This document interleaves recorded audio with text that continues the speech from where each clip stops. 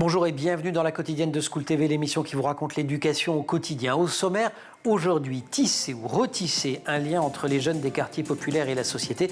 C'est un des objectifs que se fixe le collectif Les Voix des quartiers impopulaires. Il vient d'être créé. Une de ces voix est en studio. Brice Nkonda est l'invité du Grand Oral.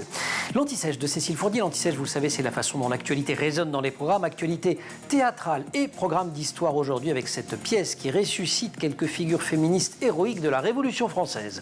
L'heure de la récré, toujours avec Cécile, direction le Louvre-Lens pour une passionnante sortie culturelle à la découverte d'animaux fantastiques. Et puis rendez-vous en fin d'émission avec Candice Anzel, comme chaque semaine, pour son conseil de famille. Comment gérer les écrans à la maison? Vaste question. Elle y répond. La quotidienne de School TV, c'est maintenant, c'est parti. Grand Oral.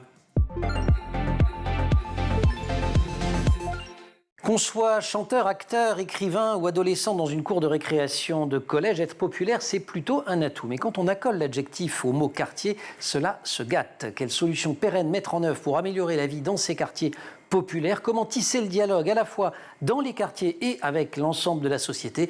Brice Nkonda, bonjour. Bonjour Emmanuel Davidenko. Ce sont quelques-unes des questions que vous posez dans le texte, dans le manifeste, j'allais dire, qui accompagne la création de ce collectif des voix des quartiers impopulaire, collectif que vous venez de lancer. Dans l'idée d'impopularité, il y a l'idée de ne pas aimer.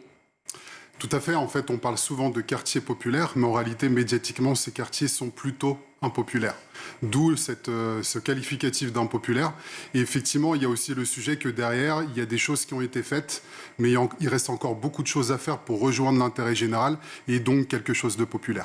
Vous avez été élu, vous avez été au Conseil régional d'Île-de-France à un moment, donc vous savez aussi qu'il y a un temps de l'action publique, vous savez que tout ça n'est pas simple, et surtout, vous savez qu'elle n'est pas complètement inerte, la puissance publique.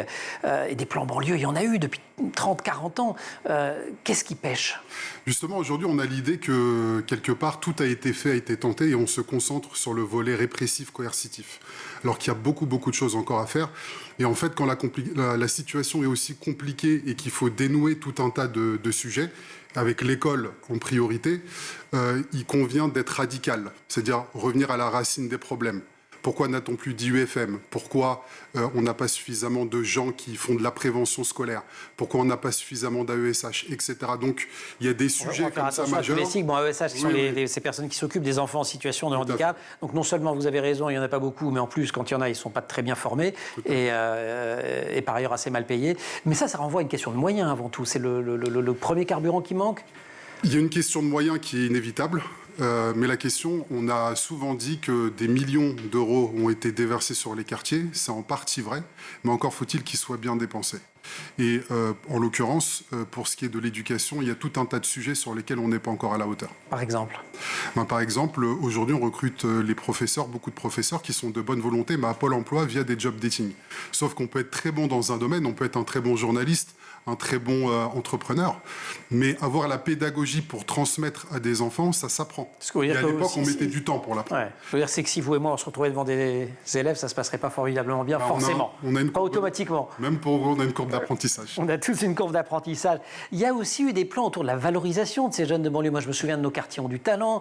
Il y a aussi les conventions ZEP de Sciences Po. Il y a le programme PEI de Sciences Po Lille qui s'est étendu à toute la France. Une grande école, pourquoi par mois, c'était l'ESSEC. Enfin, qu'est-ce qui fait que tout ça ne suffit pas? C'est des modèles de réussite qui concernent trop peu de monde? Je crois que le grand enseignement des émeutes avant 2023-2005, c'est qu'il y avait des revendications de lutte contre les discriminations et pour l'insertion. Il y avait une revendication républicaine. Et à ce moment-là, il y a beaucoup de programmes, de dispositifs, dont le plus connu, effectivement, les conventions ZEP, qui ont consisté à dire, dans les quartiers, on a des talents, on va essayer d'en créer des modèles. Le problème, c'est qu'on a vu l'arbre qui poussait, mais pas la forêt qui s'effondrait juste derrière. Donc aujourd'hui, l'arbre, c'est quoi? C'était quelques jeunes gens, voilà, qui étaient capables finalement de rentrer dans ce moule de la réussite classique, république, enfin académique. Et à vrai dire, il en fallait, on en manquait. Et on a eu effectivement Sciences Po, toutes les grandes écoles, HEC, ESSEC, tout le monde s'y est mis. Effectivement, aujourd'hui, on s'en rend compte, dans le monde de l'entreprise, on a plus de diversité. Il y a encore beaucoup de travail à faire, mais la diversité progresse. Mais ça pose toujours la question de la masse, du peuple. donc populaire. Et pourtant, pour la masse, les filières qui permettent une ascension sociale existent. Un bac pro, dans un tas de familles où les parents n'ont pas encore le bac, c'est un progrès. Un BTS, l'apprentissage, le BUT, qui est la nouvelle version du DUT en 3 ans, tout ça, ça marche bien. Les voies de la réussite sont nombreuses. Effectivement, les métiers manuels, artisanaux gagnent à être revalorisés, comme en Allemagne, comme en Suisse, etc. Par contre, il y a quand même un sujet, c'est que l'apprentissage scolaire a changé complètement de paradigme. Moi, je viens encore d'une époque, on allait à la bibliothèque pour travailler, pour faire ses devoirs. Il n'y a pas plus tard que 10-15 ans, c'était via Google. Donc, la façon d'apprendre n'était plus la même. C'est-à-dire qu'il fallait savoir trier, hiérarchiser l'information. Et donc, même au niveau de la réflexion, ça n'appelle pas la même démarche. Et même les professeurs ont commencé à ce moment-là à faire un peu plus de pédagogie inversée. Maintenant, avec la technologie, on a ChatGPT qui arrive. Ça pose une vraie question de savoir comment on va apprendre. Bon, on pourra évoquer éventuellement ce point-là. Mais aujourd'hui, je pense qu'il y a très peu de... Je pense que l'éducation nationale n'a pas été mise à jour par rapport aux modalités et au type d'emploi qu'on a aujourd'hui sur le marché du travail. Par exemple, parce que votre activité professionnelle, c'est justement une société de conseil en ressources humaines. Alors, on fait à la fois du conseil en ressources humaines, mais on fait également du recrutement et on fait des missions de conseil. Et aujourd'hui, effectivement, il y a tout un pan d'emploi comme dans la cybersécurité, les data scientists, UX designers. C'est tout un tas de métiers, qui sont très méconnus, mais qui recrutent et qui payent bien. On a décidé de créer les voix des quartiers impopulaires pour participer à la prise de parole des responsables issus des quartiers, qu'ils soient associatifs, culturels, économiques ou politiques, des personnes qui sont à la fois crédibles dans leur domaine respectif et capables d'apporter des solutions pérennes. Fin de citation, c'est le texte qui accompagne la création de ce collectif. On continue à en parler avec Brice Nkonda après l'Anti-Sèche, Cécile Fournier.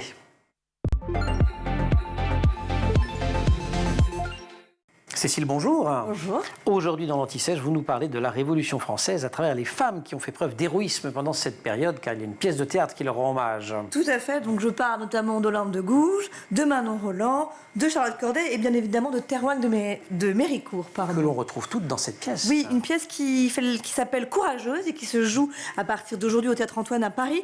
L'écrivain spécialiste en histoire Franck Ferrand, à qui on doit cette pièce, ainsi qu'à Sébastien Lévy et Antoine Maury. Tous trois ont voulu parler de la Révolution française en rendant hommage au courage et la détermination, il faut bien le dire, de ces héroïnes. Alors la plus célèbre, Olympe de Gouges. Olympe de Gouges. Allez, Olympe. Elle est considérée comme la pionnière française du féminisme, puisque c'est à elle que l'on doit la fameuse Déclaration des droits de la femme et de la citoyenne qu'elle a rédigée en septembre 1791, en écho, bien entendu, il faut bien le dire, de la Déclaration de l'homme, des droits de l'homme et du citoyen proclamée 2 ans plus tôt. Alors, c'est le premier document à évoquer l'égalité juridique et légale de la femme. Le texte sera même présenté à l'Assemblée nationale et, surprise, ce texte restera au stade de projet. Elle milite aussi pour l'abolition de l'esclavage, l'instauration du divorce, la reconnaissance des enfants nés hors mariage, c'est très moderne tout ça, la fin de la monarchie absolue. Et en 1793, elle se propose comme avocate de Louis XVI, c'est pareil, en vain. Et puis, on le sait, il sera guillotiné, donc ça n'a pas bien marché. Elle est aussi condamnée à mort. Elle est accusée de remettre en cause le principe républicain. Elle est exécutée le 3 novembre 1793 et en montant sur l'échafaud, elle s'est écriée « Enfant de la patrie, vous vengerez ma mort ». Olympe de Gouges, même destin pour Manon Roland. Aussi échafaud, aussi, effectivement, 5 jours après Olympe de Gouges, Manon Roland, le 9 novembre 1793, elle est accusée, elle, de sympathie royaliste et conspirationnisme. Parce que, qu'est-ce qu'il vaut chef d'accusation ? Depuis 1791, Madame Roland, comme on l'appelle, tient un salon chez elle où se réunissent des membres des Girondins, ce sont des modérés et des conservateurs qui sont évidemment pour la Révolution, vous l'aurez compris. Et donc elle n'est pas la chef de file, mais je dirais qu'elle a une forte influence. Ce qui lui vaudra donc de terminer sur l'échafaud, on le disait à l'instant, et elle lancera une phrase, et elle lance toutes des phrases devenues célèbres. « Ô liberté, que de crimes que l'on commet entre nous ». C'est beau. Charlotte Corday. Jusque récemment, je pense qu'elle aurait pu disputer le statut de femme la plus connue avec Olympe de Gouges. Oui, c'est vrai. Pourquoi ? Parce qu'elle a... elle a assassiné Marat dans sa baignoire. Bien sûr, c'était le 13 juillet 1793. Elle l'assassine chez lui. Alors pourquoi ce geste ? Tout simplement parce qu'elle est du côté des Girondins et lui des Montagnards. Alors elle est arrêtée et exécutée 4 jours plus tard.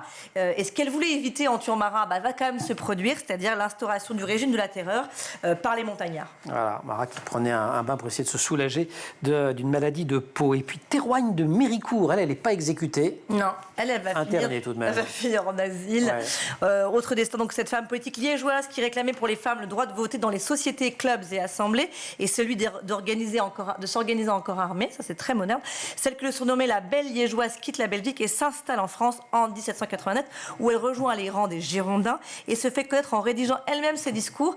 Elle participe à la prise du palais des Tuileries et à la chute du roi dans la nuit du 9 au 10 août 1792. Et pourtant. Elle est considérée comme faisant le jeu des contre-révolutionnaires royalistes. Et donc, voilà. Je vous rappelle que le 31 et 2 juin 1793 sont exclus puis arrêtés les députés girondins de la Convention. Donc, elle en fait partie. Elle ne sera pas guillotinée, mais internée car elle sombre dans la folie. Elle meurt le 22 juin 1817 à l'hôpital de la Salpêtrière après avoir passé 27 années internée, quand même. Vous nous rappelez Théâtre Antoine? Oui, Théâtre Antoine, c'est raconté par Franck Ferrand et Garance Bacobza, donc jusqu'au 29 décembre. Merci beaucoup. On se retrouve pour la récré? Oui.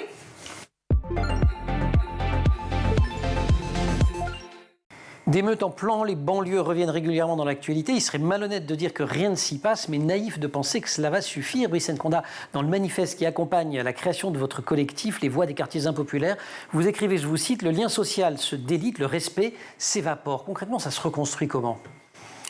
Vaste programme. En tout cas, c'est le vôtre. Oui. Mais ce qu'on peut dire déjà, c'est que le plan anti-émeute qui a été proposé par Madame Borne il y a quelques jours met pas trop l'accent sur l'école, en réalité, alors que c'est vraiment la base de ce qu'il faut reconstruire. On parle de répressif, on parle de responsabilité parentale, on parle d'amende, on parle de médiateur, on parle de logement avec l'interdiction des DALO. Donc il y a tout un tas de sujets. Les DALO, c'est le droit opposable au logement. Droit opposable au logement, effectivement. Alors il y a tout un tas de sujets, mais quand même le pan fondamental, c'est celui de l'école. C'est celui de l'école et comment, à partir de l'école, on arrive à recréer de la citoyenneté. Moi, ce qui m'a frappé sur les dernières émeutes, c'est que j'ai l'impression que les émeutiers, ou en général les quartiers, n'avaient plus véritablement de revendications politiques. Et ça amène tout de suite la question de la citoyenneté et comment on construit cette citoyenneté alors que l'école française a toujours été réputée pour construire des citoyens. Pas de revendication politique, une rupture générationnelle aussi. On a beaucoup dit qu'en 2005, il y avait des interlocuteurs pour discuter avec les émeutiers. On a beaucoup dit qu'au printemps dernier, d'abord ils étaient plus jeunes pour beaucoup d'entre eux mais plus personne, que ce soit dans les associations, que ce soit les religieux, que ce soit les grands frères, que ce soit les éducateurs, tout le monde disait on ne peut pas leur parler. Alors, en réalité, il y a toujours des interlocuteurs. Et c'est la raison pour laquelle on a créé ce collectif, Les Voix des quartiers impopulaires, et des interlocuteurs de terrain qui savent de quoi ils parlent et qui ont des solutions parce qu'ils ont expérimenté des choses. Enfin, c'est le premier point. Le deuxième point, c'est qu'on a parlé de l'école et on dit qu'il faut créer de la citoyenneté à partir de l'école. Mais je vous donne juste un exemple. Les cours de philosophie à l'école, c'est qu'en terminale. Et encore, pas pour les bacs pro. Exactement. Et encore faut-il avoir un bon prof qui laisse la place pour un vrai débat contradictoire. Mais moi, je suis désolé, on peut faire ce type de débat, ce type de dialectique dès les plus jeunes classes, dès l'élémentaire, avec des professeurs qui sont formés pour créer un cadre au débat, que les gens respectent, que les petits respectent leurs avis respectifs. Et en fait, le côté académique de l'éducation civique qu'on a au collège en disant le Parlement est constitué du Sénat, de l'Assemblée nationale, c'est pas mal. Il faut le connaître. C'est sympa, mais c'est pas ça qui crée la citoyenneté. Donc, on parlait tout à l'heure du théâtre. Il faut effectivement développer un maximum le théâtre. Il faut développer un maximum, pas la philosophie, mais en tout cas l'art du débat. Et c'est comme ça que petit à petit on peut créer de la citoyenneté. Donc on a un vrai sujet aujourd'hui au niveau de l'école et l'école peut intervenir à ce niveau-là. Oui, vous pouvez entre autres regarder l'émission qu'on avait faite avec Chiara Pastorini qui organise ces ateliers philo pour les tout-petits. Ça fait longtemps maintenant que ça existe, la philo pour les petits, et c'est extrêmement bien fait. Votre idée, c'est qu'il est inutile de rechercher des coupables. Vous dites la responsabilité, elle est partagée, mais responsabilité aussi dans les modèles de réussite qu'on propose. Et vous vous interrogez un peu en disant, finalement, est-ce que la promotion de l'individualisme, du divertissement outrance, tout ça, est-ce qu'on offre des modèles de réussite aux jeunes qui valent vraiment la peine d'être suivis ? En fait, c'est plus large que ça. C'est qu'aujourd'hui, on est dans un monde qui est entré dans l'ultra-technique. On a l'intelligence artificielle, le machine learning, on a la robotique dans les usines. Donc ça pose vraiment la question de la place de l'être humain dans le travail. On voit la paupérisation des classes moyennes. Et donc le sujet, c'est quelle est la particularité dans ce monde dans lequel on travaille aujourd'hui. Et bien pour moi, c'est sa partie créative, pas reproductive. La machine est toujours plus forte en termes de reproduction. Mais la partie créative, elle doit être suscitée. Donc on parlait tout à l'heure de comment créer la citoyenneté, mais en fait c'est plus que ça. C'est comment on crée le supplément d'âme, la potentialité individuelle, pour que justement on puisse s'insérer dans ce monde du travail qui est en train d'être bouleversé actuellement. Et je pense que l'école a un rôle prépondérant. Ouais. J'avais quand même vu un discours un peu plus politique que ça encore. Enfin, encore ce que vous dites est politique, je suis d'accord. Mais sur la société de consommation, vous dites une société qui ne cesse d'infantiliser, de réduire les citoyens à leur rôle de consommateurs. C'est vrai. C'est vrai, c'est-à-dire qu'aujourd'hui, en fait, tout passe par le prisme de la consommation, des parts de marché, même la politique. Et donc aujourd'hui, il faut renouer avec quelque chose qui tend vers l'intérêt général. Aujourd'hui, on a beaucoup pointé du doigt ces jeunes qui sont émeutiers en disant, regardez, ils sont sauvages, etc. Mais pour moi, je suis désolé, ça reste encore des mineurs pour la plupart. Donc, c'est-à-dire qu'ils ne sont pas responsables de la société qu'on leur a léguée. Donc, à partir de ce moment-là, il faut prendre en charge et éduquer, c'est ça. Il faut prendre sa responsabilité, il faut éduquer. Effectivement, les parents ont un rôle à jouer. Il y en a beaucoup qui font un maximum pour leurs enfants, c'est normal. Il y en a certains qui sont effectivement en difficulté, qui ont peut-être besoin d'aide à la parentalité. Je n'irai pas jusqu'à dire une école de parents, parce que ce serait infantiliser les parents. Parfois, il y a besoin d'aide à la parentalité. Mais finalement, le nombre de parents de familles qui ne s'occupent pas de leurs enfants est mineur. Dans un quartier, quand vous avez un problème, ça vient de quelques jeunes qui sont la locomotive de tous les désordres. Et c'est vrai de plein d'établissements où, en fait, quand on regarde en nombre d'élèves qui sont réputés problématiques par la vie scolaire ou par les enseignants, ils ne sont pas si nombreux que ça. Demandez au directeur d'école, ils vous donnent quelques noms. Ils connaissent les noms, c'est vrai. Brice Nkonda du collectif des voix des quartiers impopulaires que l'on retrouve juste après la récré. Il est l'invité du Grand Oral. Mais Cécile Fournier pour l'instant. Cécile, rebonjour. Bonjour. C'est la récré, une récré qui vous est inspirée par une exposition Animaux Fantastiques. Elle se tient au Louvre-Lens jusqu'au 14 janvier prochain. Formidable musée. Oui, dans cette exposition, on trouve 250 œuvres de l'Antiquité à nos jours qui retracent l'histoire de ces animaux fantastiques, à savoir les dragons, les griffons, les sphinx, les licornes, les phénix, qui, dois-je le rappeler, n'existent pas. Ah, si, la licorne, ça existe. Animaux fantastiques. Donc tout animal qui n'existe pas n'est pas un animal fantastique pour autant. Le Loch Ness, on ne le trouve pas. Non, on ne le trouve pas. C'est normal, il existe aussi. Il y a une définition très précise de l'animal fantastique. Ah. C'est un animal qui sort de la norme, soit par son gigantisme, soit parce qu'il a une partie du corps gigantesque ou qui sort de la norme, par hybridité ou par association, et qui a des pouvoirs surnaturels. Et le monstre du Loch Ness n'a pas de pouvoir surnaturel. Ça fait fort longtemps qu'on invente des animaux fantastiques. Oui, d'après Hélène Bouillon, qui est la conservatrice de cette exposition, mais aussi l'autrice de Une histoire des animaux fantastiques, eh bien, on trouve les premières traces de ces animaux à la fin du Néolithique, au Proche-Orient et en Égypte. Et les premiers animaux à apparaître, ce sont les griffons. Bon, mais le plus célèbre, c'est la licorne quand même. Oui. Parce que là, elles ont envahi les chambres de nos enfants, sous forme de peluches, de posters ou autres. Il y en a partout. Elle est devenue l'emblème de la culture kawaii, cette culture très colorée venue du Japon. Mais aussi, pas seulement, puisque depuis 2013, une licorne désigne aussi, je le rappelle, une start-up valorisée à plus d'1 milliard de dollars, non citée en bourse et qui non n'est cotée pas en bourse, je pense. Oui, non cotée. Et qui n'est pas la filiale d'un grand groupe. Mais bien sûr. Mais oui. Bon, mais là, dans cette exposition, on ne parle pas d'économie, on parle bien de féerie. Oui, on parle de féerie. On parle de cette créature mythique dont la corne posséderait des propriétés curatives et des pouvoirs magiques.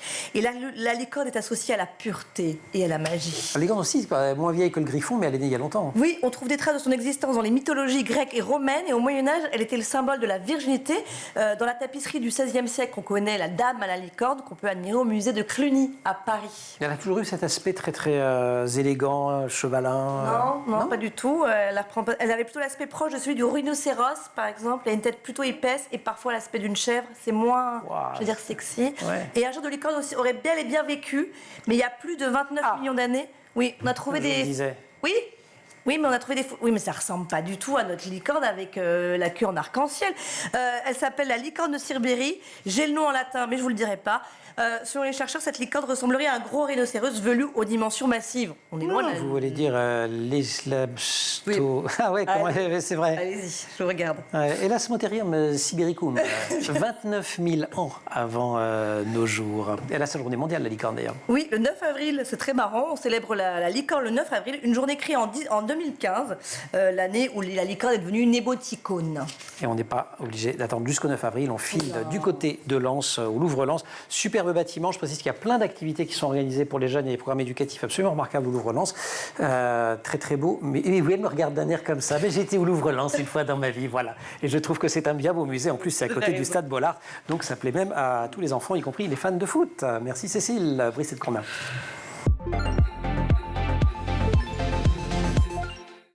Un chiffre à marquer à l'heure des comptes après les émeutes consécutives à la mort de Naël l'été dernier. 60% des interpellés n'ont pas de casier judiciaire. Brice Nkonda, qu'est-ce qui raconte ce chiffre? Le désespoir, l'absence d'avenir, l'absence de cadre, Je pense qu'il y a une situation qui est effectivement propre au quartier, dans le sens où la décomposition est plus avancée qu'ailleurs. Mais on a une perte de cadre idéologique, déjà depuis la disparition de la droite et de la gauche. Donc je pense que c'est important. Ce qui fait qu'on n'a pas encore réinventé l'idéologie qui donnerait une envie à un certain nombre de personnes et qui réunirait les gens. Donc je pense que ça y contribue beaucoup. Le deuxième aspect, c'est que, je vous l'ai dit tout à l'heure, il y a une paupérisation de la classe moyenne qui est encore plus forte dans nos quartiers. Et contrairement à ce qu'on pense, ce qui se passe dans nos quartiers est précurseur de ce qui peut se passer dans l'ensemble de la France. Je vous donne un exemple, ouais, excusez-moi de vous couper, mais lors des émeutes de 2005, c'était essentiellement les quartiers des grandes villes qui étaient concernés. Et on l'a vu à l'occasion des émeutes de 2023, les villes moyennes, les villes de province, très reculées, etc., des fois les petits villages, toutes les communes finalement sont concernées. Donc c'est pour ça qu'en fait, il ne faut pas cantonner la question des quartiers aux quartiers. Il faut dire que c'est une question française, il faut la traiter en tant que telle. Vous, quel est votre parcours, quel est votre lien à vous avec ces quartiers impopulaires? Alors moi, en fait, j'ai grandi à Gennevilliers, j'ai milité à Gennevilliers, c'est mon fief. Et puis j'ai fait beaucoup de réunions d'appartements, beaucoup de meetings politiques, j'ai beaucoup discuté avec les habitants. Vous avez fait des études?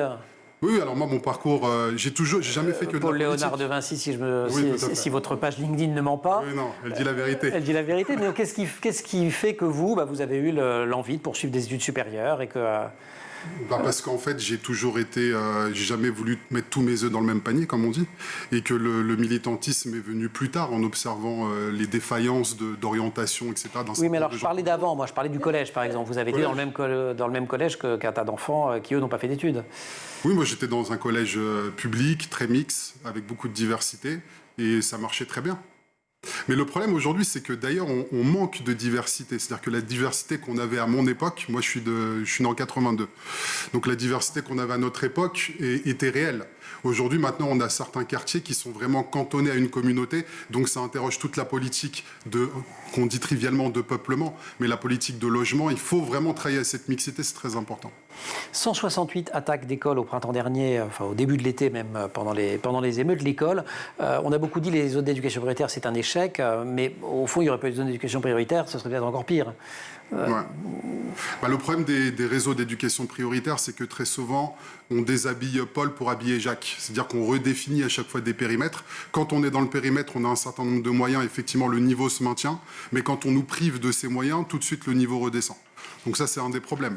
On a aussi le problème des professeurs expérimentés, qu'il faut mettre là où c'est le plus difficile. C'est un petit peu avancé, cette question-là, mais on est encore loin du compte. C'est-à-dire qu'il y a beaucoup de professeurs expérimentés en fin de carrière qui vont en REP pour finir leur carrière. En revanche, on est encore loin du compte. Il faut vraiment des gens qui ont la pédagogie. Moi, je pense que la question de l'UFM, elle est très importante. Il faudrait rétablir ça. Un dernier mot avant de passer la parole à Candy Sanzel sur un autre sujet compliqué qui est les écrans et les enfants. Le casting de ce collectif, les voix des quartiers impopulaires, vous l'avez fait comment? On retrouve des entrepreneurs, il y a tout le monde en fait. Des artistes, des producteurs, des journalistes, des politiques. Il y a Aziz Seni qui a fait un bouquin sur l'ascenseur social qui était en panne, j'ai pris l'escalier, je me souviens de ça il y a quelques années. Leur point commun, votre point commun, c'est d'être né, d'avoir grandi en banlieue. Notre point commun, c'est-à-dire qu'on a une analyse qui part du terrain. On a vu ce qui pouvait fonctionner et parfois il y a des choses qui ont fonctionné qui n'ont pas été industrialisées et c'est dommage. Il y a une grosse question aujourd'hui qu'on retrouve dans le harcèlement scolaire à l'école, mais c'est la question de la prévention. On parle tout le temps de coercition, mais quand on veut résoudre un problème à la racine, il faut de la prévention. Donc là encore, des agents bien payés, bien formés pour essayer de dénouer les problèmes et faire le lien avec les dispositifs de droit commun qui existent. Merci beaucoup, Brice Nkonda. Merci beaucoup, Cécile. On va retrouver dans quelques instants Candy Sanzel. Ces jours de conseils de famille, les écrans et les jeunes, elle va tout vous dire.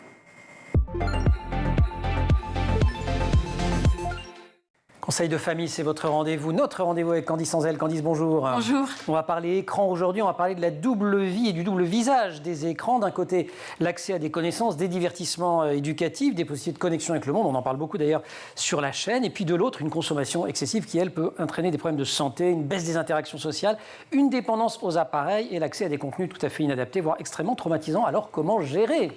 Alors, si vous avez regardé dans votre enfance le Club Dorothée à 7h45, c'est que vous êtes vieux. Merci, parce Candice. qu'aujourd'hui, on en sait davantage grâce aux neurosciences et les recommandations des professionnels sont vraiment très claires sur le sujet. Pas d'écran le matin avant d'aller en cours. Ça épuise l'attention des enfants qui ensuite sont beaucoup moins disponibles pour les apprentissages. Pareil, pas d'écran 1h30 avant d'aller se coucher parce que ça empêche... C'est la lumière, ça, j'imagine. Oui, avec la lumière bleue, en fait, ça empêche la mélatonine de fonctionner et du coup, ça retarde le moment de l'endormissement. Pas d'écran non plus pendant le repas, puisque ça empêche de dialoguer avec sa famille.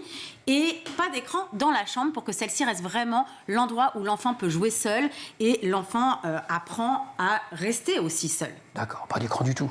Je l'attendais, celle-là. Oui. Non, si, il y a quand même le week-end, le mercredi, et puis avant le repas en semaine. Mais c'est vrai qu'avant 3 ans, en tout cas, pas d'écran du tout. Alors, c'est les recommandations, mais ceci dit, c'est pas forcément respecté, car d'après les résultats en fait de l'étude nationale qui a été publiée par Santé publique France le 12 avril 2023, eh bien, les enfants de 2 ans passent en moyenne 56 minutes par jour devant les écrans et surtout devant la télévision. Et c'est également le constat accablant qu'a fait le docteur Annelise Ducanda, donc qui est médecin de PMI et qui alerte depuis plus de 4 ans sur les dangers des écrans, notamment sur les tout-petits, et elle mène une véritable croisade justement pour qu'ils n'y soient plus exposés. Donc il reste beaucoup de chemin à faire, on va réviser, notamment le 3-6-9-12, Serge Tisseron, on l'avait reçu d'ailleurs dans l'émission. On commence par rappeler les recommandations pour les 3-6 ans, Candice. Alors pour les 3-6 ans, on peut autoriser 20 minutes par jour d'écran, mais pas de console avant 6 ans, et si possible, on reste à côté de l'enfant pour que ce soit un moment d'échange, de partage. Alors, je vous dis la vérité, j'aurais vraiment adoré qu'on puisse avoir le temps de faire 1 minute de silence pour tous ces parents qui subissent chaque jour Peppa Pig, l'âne trop, oui. Mais bon, ma chronique ne fait que 5 minutes, donc je vous propose une chose. Compliqué. On va faire juste 1 seconde. 1 seconde ? 1 seconde. Allez, on y va. Voilà, c'est fait. Bon, 6-8 ans. Alors, les 6-8 ans, pas plus de 30 minutes par jour en semaine. Alors, c'est un peu le temps joyeux, on s'imagine qu'on va leur faire découvrir Tintin, Astérix, Lucky Luke, et puis finalement on se retrouve à table à parler des éclairs de Dragofeu et de Pikachu, voilà. Bon, c'est pas mal quand même. 6-8, 8-10 alors. 8-10, alors on peut passer à 45 minutes par jour et à partir de 10 ans à 1 heure par jour. C'est vraiment en général à cet âge-là que les enfants commencent à regarder des animés qui ne sont pas du tout de leur âge. Donc il faut être très très vigilant. On entre en zone de grande vigilance. Exactement. L'attaque des titans par exemple, à cet âge-là c'est hors de question. Je veux dire, ça coupe des têtes, c'est très traumatisant, c'est très violent. Donc c'est pas parce que c'est des animés que c'est juste des dessins animés sympathiques, quoi. Il faut vraiment faire très très attention. D'ailleurs, le psychiatre Serge Tisseron, dont on parlait, recommande la règle du 3-6-9-12. Donc ça veut dire pas d'écran avant 3 ans, pas de console avant 6 ans, Internet c'est après 9 ans et les réseaux sociaux, eh bien c'est après 12 ans. Et là, on arrive dans le dur, j'allais dire, du problème et des conflits. Les ados, on a beaucoup de mal à gérer leur temps d'écran à partir du moment où on leur met un smartphone entre les mains. Comment faire ? Oui, c'est vraiment le gros problème. Alors, déjà, l'indispensable, c'est l'outil dont on ne peut pas se passer, c'est le contrôle parental. Donc, que ce soit sur Android, iOS, vous allez forcément trouver des systèmes qui permettent de définir une durée de limite d'utilisation quotidienne du smartphone, mais aussi vous pourrez superviser en fait les contenus finalement des sites inadaptés et limiter si nécessaire. On peut bloquer d'ailleurs des sites. Oui, complètement. On peut bloquer les sites et limiter si nécessaire certaines applications qu'ils utilisent trop fréquemment. Par exemple, TikTok au hasard. Si vous pouvez limiter 3 minutes par jour, franchement... Non, je vous jure, ça suffit amplement. D'autant qu'actuellement, en fait, avec les événements au Proche-Orient et même tout ce qu'on entend aussi ici en France, ce serait bien d'éviter... Il y a des images terrifiantes qui circulent. Exactement, il y a des images violentes, il y a des images traumatisantes, on ne se rend pas compte, mais ça circule énormément sur les réseaux sociaux et il faut absolument que les enfants n'y aient pas accès. Le contrôle parental, quand dit c'est indispensable, ça ne remplace pas non plus les règles qui se développent au sein de la famille pour limiter l'utilisation des écrans. Tout à fait. On peut proposer une sorte de contrat, par exemple, passé entre enfants et parents, avec les durées à respecter, les temps familiaux qui sont préservés et un guide d'utilisation. Enfin, ce qui est indispensable, c'est vraiment de discuter avec les ados des règles de sécurité en ligne et leur rappeler que tout ce qu'ils publient en ligne ne leur appartient plus. Donc, s'ils postent quelque chose, il est important de ne pas tout partager sur Internet. Donc, les informations personnelles, les photos, les vidéos, les humeurs, que ce soit sur les réseaux sociaux, les textos, les messageries, les forums, les jeux vidéo en ligne. Bref, il faut être très, très vigilant. Peut-être un petit rappel cyberharcèlement pour finir. Exactement. S'ils subissent des intimidations, des menaces, du chantage, s'ils rencontrent un problème lié à ce qu'ils publient ou à ce qu'on publie sur eux, il est indispensable qu'ils sachent qu'ils peuvent faire confiance à un adulte référent, que ce soit le parent ou quelqu'un d'autre. Mais en tout cas, qu'ils sentent qu'ils aient quelqu'un à qui parler. Et même si un de leurs amis est confronté. Hein. Évidemment. Vive les adultes, en fait. Ouais. Et surtout ceux qui regardent les clubs Dorothée. Exactement. Et ben voilà, ils sont vieux, mais c'est cool. Exactement. Candice, merci beaucoup. Merci Conseil beaucoup, de famille, Emmanuel. c'est votre rendez-vous hebdomadaire. Merci aussi à toute l'équipe de l'émission. Laure Audemont au maquillage, Marine Plantec pour la préparation de l'émission, Emma Frari en régie aujourd'hui, avec au son Saïd Mamou, Romain Luc pour la réalisation. Vous restez sur School TV, vous nous retrouvez nous en permanence sur Internet et sur les réseaux sociaux.